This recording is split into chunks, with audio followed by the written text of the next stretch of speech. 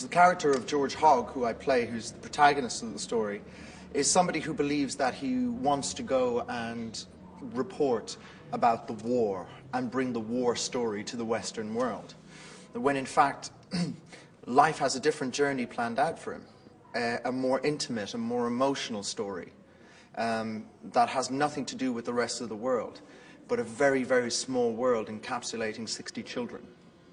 And this is how life can sometimes deal you different cards to the ones you expect, and how you behave and how you react to those feelings.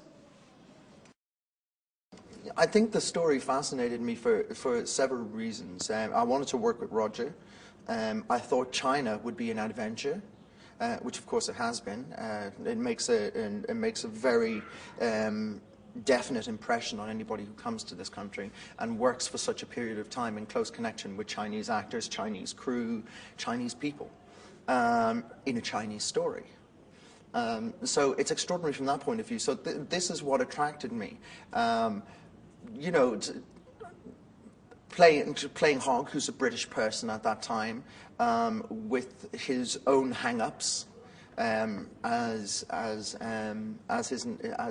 you know, young men of his nationality and of his background. He's an Oxford graduate, so you know, being in China and being faced with all these things that are such a different world away from the things that he knows is a great adventure for him.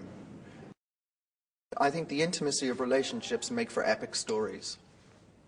There is nothing so epic as the human heart and what it can do, both constructive and destructive. You know,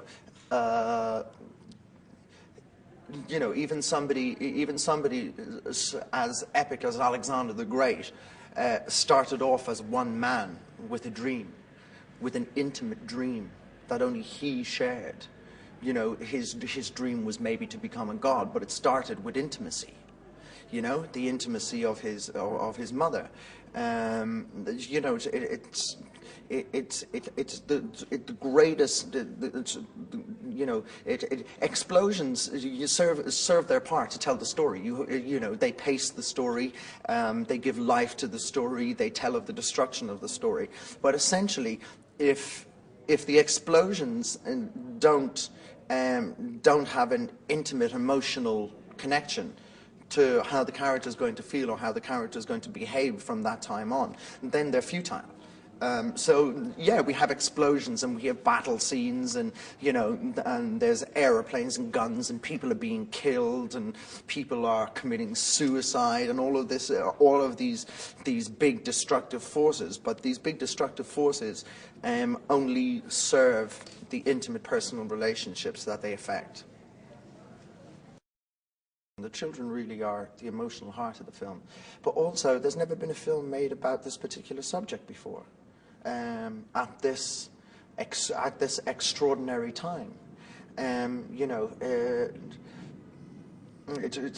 this rather small, intimate story in this big, epic setting is quite fascinating. It really is fascinating. It will take you on many different emotional journeys, and its conclusion will surprise people about, you know, how it affected these people, even in the littlest way.